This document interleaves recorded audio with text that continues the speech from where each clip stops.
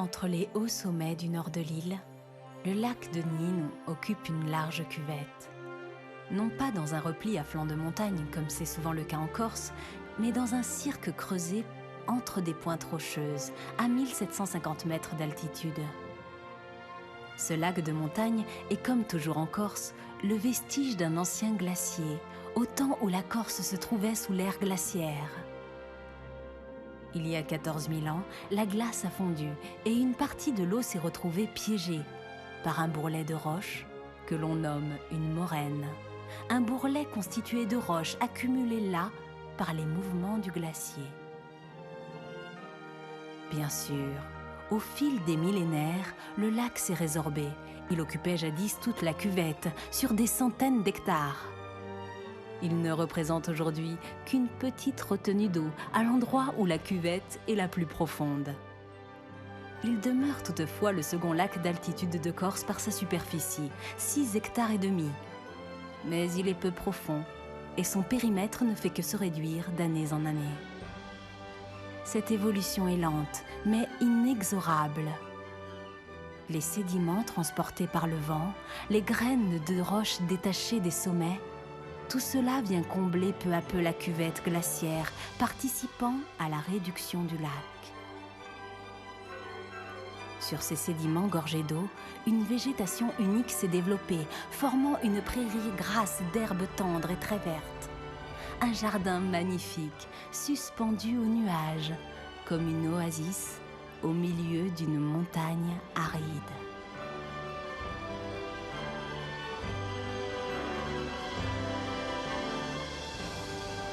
Tu trouves pas qu'on se croirait en Écosse, là, dans les Highlands? Tu as raison. Hein? Regarde le temps, avec tous ces nuages bas, sur les berges du lac Ladakmoor. Mais non, on est au Nino, au Niolo. Et bello, tout là. Ouais. Magnifique. Ouais. C'est un lac qui fait quand même 6 hectares et demi. Hein. C'est pas le plus grand, mais bon, c'est quand même pas mal. Il est profond? Pas très profond, hein. Tu vois, il y a quelques mètres là, et en son centre, il y a 10 mètres maximum de profondeur. Et c'est un lac qui s'est formé il y a très longtemps, des milliers d'années, c'était 14 000 ans. C'était un lac glaciaire, on le voit bien là, tu vois. Une cuvette, et là-bas, tu as toute la moraine, tu vois la roche qui est au fond là. Le glacier il poussait, et ensuite il a fondu et donné naissance à ce beau lac. Ouais, et il y a plein de végétation aquatique, hein. Regarde là.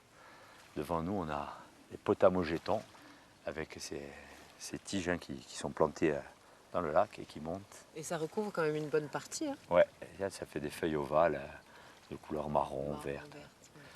Et après, tu as aussi d'autres plantes comme la méyante à tiges dressées. Tu vois, ces tiges vertes qui montent hors de l'eau. Elles sont très jolies. Hein. Ouais. Et après, tu as plein d'insectes, des insectes aquatiques qui vivent. Il y a plein de larves. Et des gros poissons. Et qui se font manger par les truites. Ouais. C'est magnifique.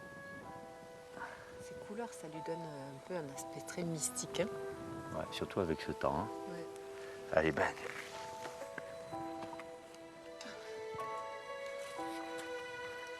C'est dingue comme le temps change vite. Hein. Ouais, les cousines, la vie, hein, un ado, on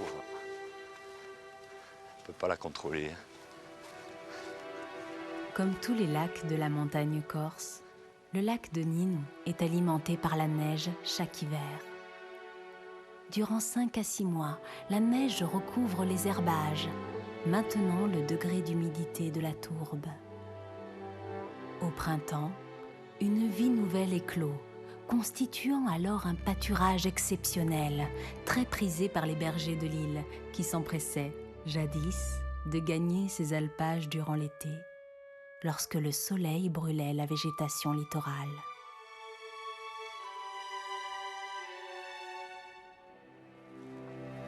Regarde, ces verts pâturages, c'est joli. Hein. C'est magnifique.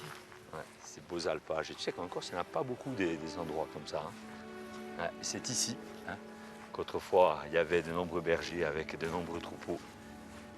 Chèvres et brebis vivaient ici en harmonie avec la nature. Hein. Il devait en avoir des milliers du coup en même temps. Ouais. C'était une autre époque. Et là, hop, on traverse la Potine. Hop là.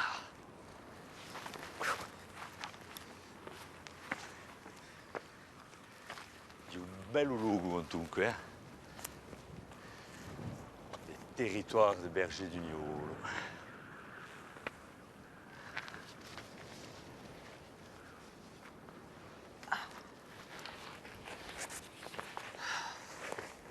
I bastori.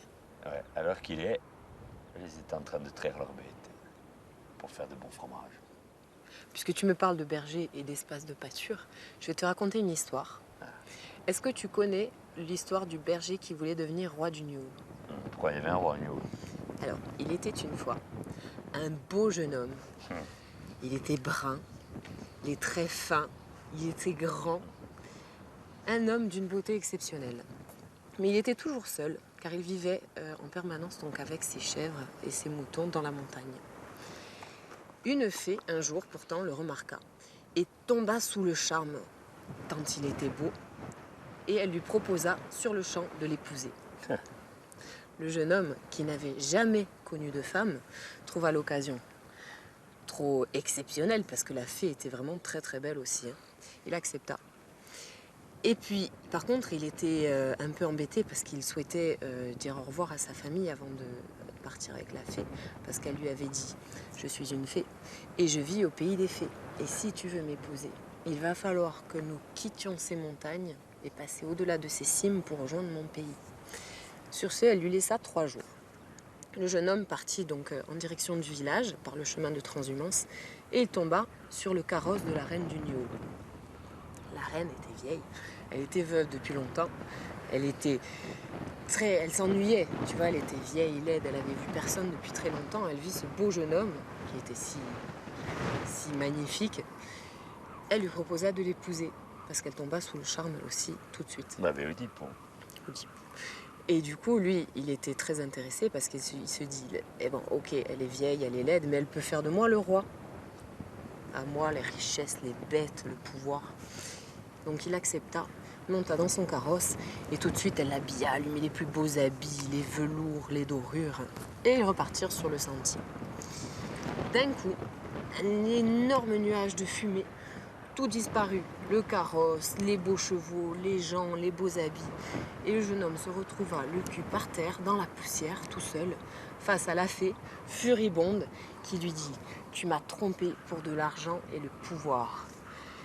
Tu vivras désormais seul et sans le sou, et tu seras aussi laid que tu fus jadis beau. » Et d'un coup de baguette magique, elle disparut. Eh bien, n'imparera così, hein. L'argent, l'argent. Et on dit qu'il fut tellement laid que personne ne pouvait le regarder sans baisser les yeux. Eh bien, une belle histoire, hein. Il y en a qui devraient réfléchir, hein, et on ne trahit pas la confiance d'une fée. C'est vrai. En tout cas, ici, tu vois, tu as vu le temps comme il change vite. Ça descend là, Capudo, Tsubocostazione, ça rentre, le vent arrive, tu as vu, d'une force, et puis après, les nuages, le soleil. C'est très changeant. Hey, vent, pluie, soleil, un ami Gaudin pour lui. Hey.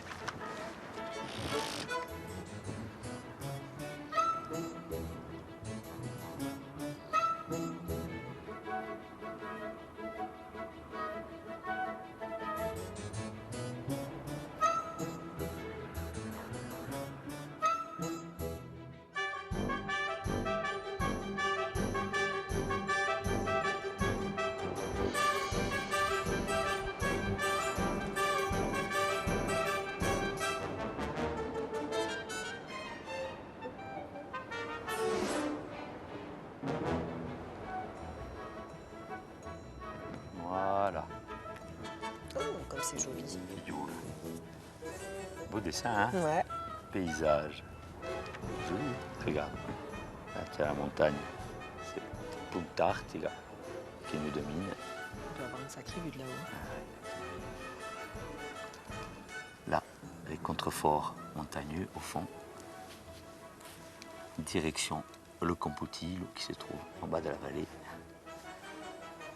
Et là, les pelouses avec toutes ces potines qui nous entourent.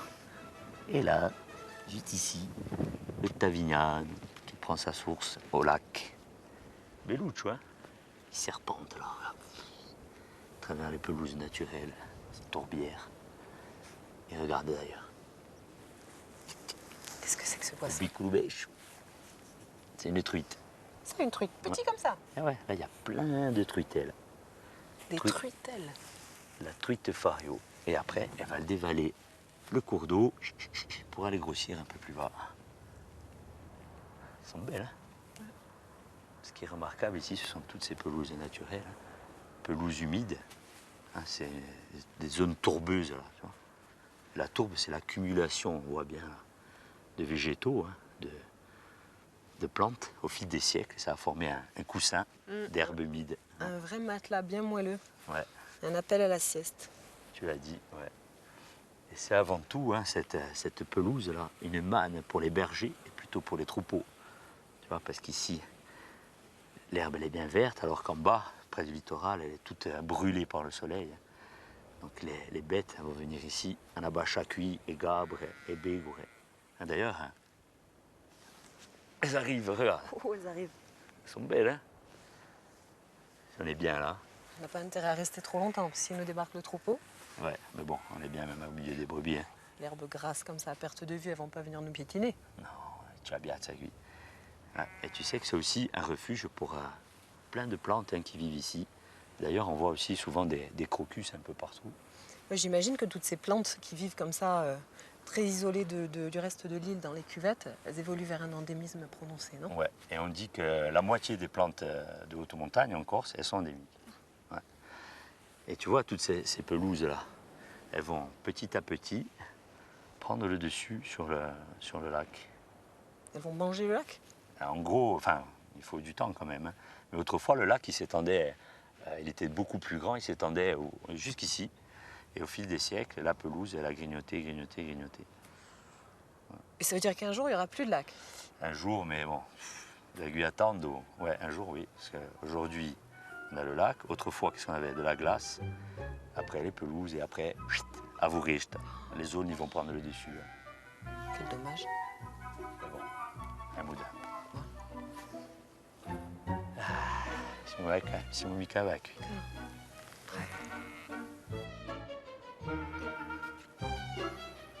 Une petite sieste s'impose. Ouais.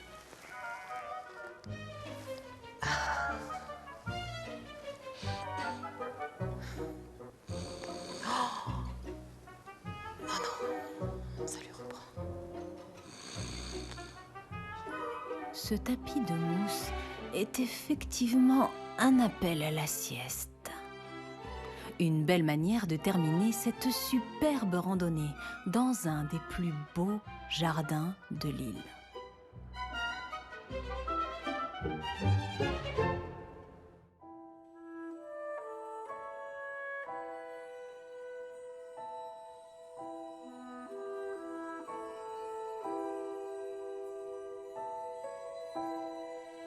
Le temps est serein, paisible.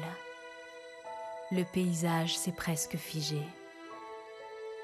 Il faudra pourtant penser un jour à redescendre de ce havre de paix, car le sentier est bien long avant de croiser la première maisonnette. Et puis, la journée n'est peut-être pas encore achevée, qui sait? De belles rencontres se profilent peut-être déjà à l'horizon.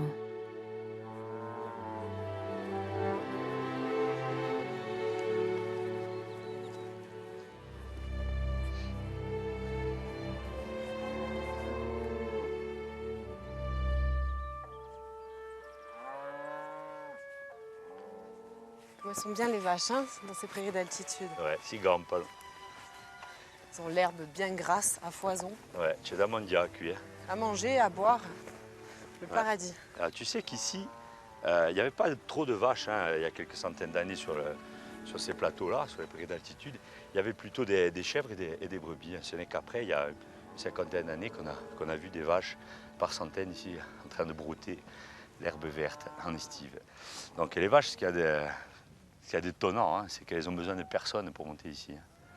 En fait, c'est de génération en génération. Les premières vaches qui ont été ici, elles sont redescendues au village et elles connaissent le chemin. Donc, lorsqu'elles sentent le printemps, elles vont sentir la fraîcheur de l'herbe en altitude, puisque un peu plus bas dans les villages, il y a moins d'herbe.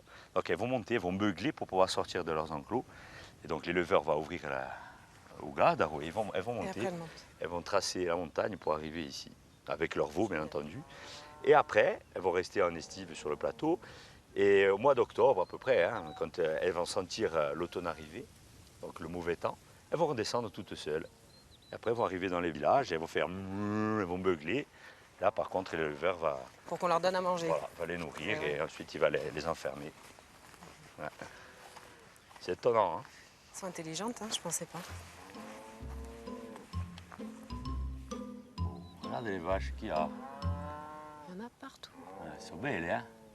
Puisqu'il y a de grandes choses, c'est qu'elles ont toutes une robe différente. Ouais. Là, tu as une bronde. La bronde, c'est une vache de couleur brun clair, tu vois. Il y a un peu toutes les couleurs. Il y a la brenne. La brenne, c'est noir, tu vois, c'est là, le petit veau, là, avec des reflets, tu vois, d'une autre couleur. Après, tu as la pie noire, regarde là-bas. La vache indienne. La vache indienne. Après, c'est la grise, comme elle est belle, celle-ci. La grise, on l'appelle Amouda. Ça, elle est grise foncée. Amouda Boudia, tu vois. Ah, il y en a plein. Il y en a une beige claire là-haut avec la tête toute blanche, tu la vois? Ouais, elle est belle, celle-là. Ça, je crois que c'est beige, un peu jaunâtre. Hein. On dit Algérie. Il y a plein de noms différents pour évoquer toutes ces couleurs. T'imagines si nous aussi on avait des noms comme ça? Ouais. Oh, hier j'ai vu un gars, Ventrajolo. Ouais, très joli, ouais. Tout bianco, c'était un Allemand, celui-là. Ouais. Et après, tu as toutes les vaches tachetées. On dit aussi les viorinades. Tu imagines, je vois plein de taches. Après il y a aussi des tigrés. Les tigrés, ouais. Là, il n'y en a pas. Hein. La zainada. Zainada. Elles sont belles. Hein. Après, il y a plein d'appellations, on dit, comme tu dis là. Le Tchad, c'est celle qui a les yeux comme ça. Quoi, ouvert? Non, les yeux tachetés, tu sais. Douillouch, deux taches. Poum. Après, tu as Kodiak, la Ah, Stellade les aussi. jambes blanches. Comme les galsettes. Les galsettes Yank. Et après, tu as les cornes. Hein. Par contre, il y en a, elles ont des cornes. Une comme ça, une de l'autre côté. Les cornes strambe. Il y en a des fois qui ont même les deux cornes qui sont Eh ben, c'est ça, strambe. dans des directions ouais, c'est différentes. ça. Hein, ouais. Ou des cornes cassées. Il y en a Ouais. pas mal avec des cornes cassées. Hein. C'est la bagarre, c'est quand elles se battent. Ouais, ou alors ils ont une malformation, elles tapent sur un scouille, tu vois. Et après, tu as les cornes larges, tu sais, les balmoulades, les gourris balmoulades. Elles sont belles, hein, en tout cas. Ah, moi, je préfère les moods. C'est quoi? Amouda, c'est ce que je t'ai dit tout à l'heure, la grise foncée, Amouda Boudia. Elle est magnifique. Moi, en tout cas, tous les petits veaux, je les aime tous. Ils sont trop beaux. Très, très beaux. Et très bons à la fois. Il vaut mieux pas y penser à ça. Et ouais, là, ils sont tranquilles, bâches. Oui.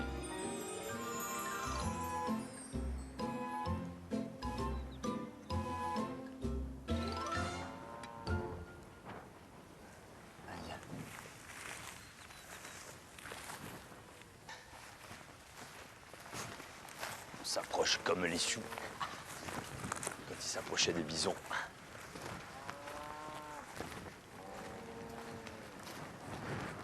Elles sont belles, hein? Elle est jolie celle-là avec cette petite tête blanche. Ouais. Che mi piace assai, eh? Mira, mira, mira! La noiraude! J'ai trouvé, hein, comme elle est belle. Allô, la noiraude? Si jamais tu vois celle de Milka, tu me dis, tu sais, la blanche et mauve là. Ouais, c'est là, ça, elles boivent de la myrte. Et que, Samy, regarde, comme elle est belle. Petite vache, là. Celle-là, elle a Et chouffade avec la... la chouffe, Come toi, la chouffe ouais, devant, la comme frange. moi. Ouais, et que c'est una mouvrada, si diamo. Tu vois, c'est des couleurs, on dit mouvrade parce que ça ressemble à la robe du mouflon. Et en même temps, tu sais, c'est noir, un peu de marron, Ouais, un peu elle de est en roux. deux tons, celle-là, un dégradé. Ouais. Oh, celle-là, elle est jolie, regarde les petites taches. Elle a des petites taches dans le blanc. Tu- Gentille. Bon, après, des fois, il ne faut pas trop embêter les veaux, hein, parce que Après, il y a les Les mamans vaches, qui les des fois. défendent. te foncent dessus. Tu vois. Les petits taureaux. Qu'est-ce qu'il faut?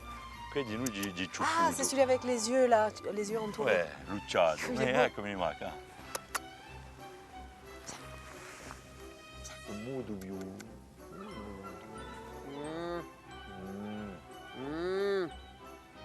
Ça, c'est vraiment un gris foncé. Et Boudou. Après, il change de couleur, hein. Souvent, quand ils grandissent, ils ne gardent pas la même couleur. Il est beau, hein.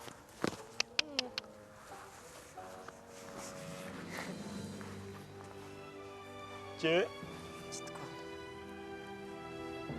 Tu sais quoi, hein, je vais en prendre un petit troupeau, tu vois. Une cinquantaine. C'est tout? Ouais. Rien que ça. J'aimerais, tu vois, même plus, tu vois, 200, 300 vaches, tu vois. Tiens. Faire le cow-boy, Kuimogawa. Ouais. Moi, je me verrais bien vivre là avec les chevaux, les vaches. Tu sais, on n'a qu'à le faire, hein. Tu comprends, moi. Io mi piglio radio. Una banda di vacche, una banda di pecore e tu i cavalli. Moi, je m'occupe des chevaux. Ok.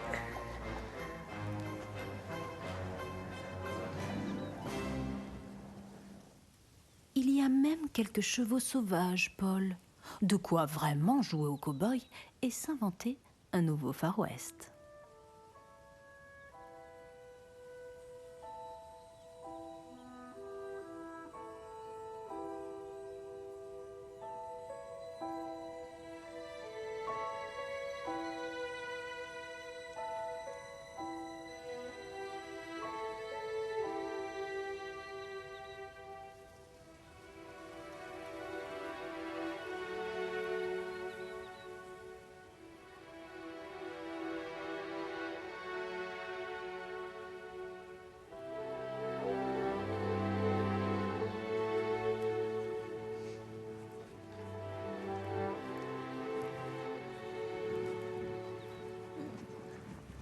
Sanarba.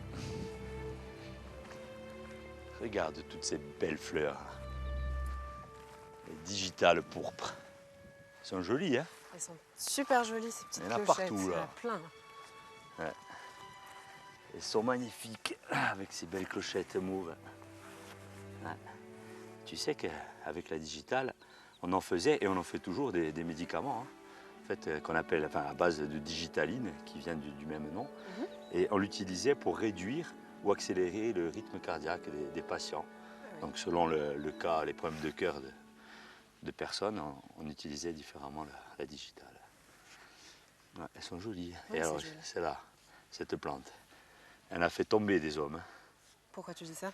Et je dis ça parce que quand certains étaient infidèles, et les femmes le savaient. Donc qu'est-ce qu'elles faisaient? Elles concoctaient une soupe à base de digital pourpre. Et là, falavano que goumé et mosque. Bien fait pour eux. Ouais, et ça doit être l'œuvre du diable, tu sais, qui vivait ici, qui labourait toutes ces terres. Il a semé cette plante maléfique qui ont fait tomber mes semblables. C'est malin le diable, il voulait garder que les femmes en fait. Mais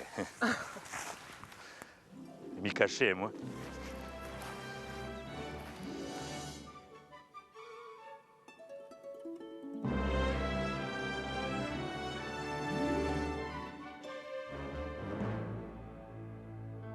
Heureusement que le diable n'y est plus, sur ces verts pâturages. Peut-être parce que Saint Martin l'en a chassé, ou un autre saint. C'était il y a si longtemps que l'on ne sait plus très bien. Toujours est-il que le lieu est ensuite devenu un petit paradis pour les bergers du Niolo et leurs troupeaux. Une sorte de vaste jardin secret, bien caché au milieu des montagnes. Un jardin protégé par des monstres de pierre, couchés sur des cimes effilées. Un jardin dont la présence est bien difficile à imaginer lorsque l'on regarde depuis le littoral tous ces sommets abrupts, ces falaises verticales, ces crêtes saillantes. Ce monde minéral et aride, austère et désolé.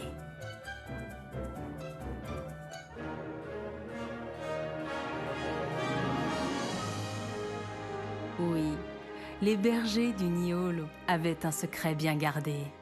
Un petit coin bien à eux, là-haut, sur le toit de l'île. Une sorte d'Éden mystérieux, un lieu d'abondance et de refuge. Hors du temps, connu des seuls initiés.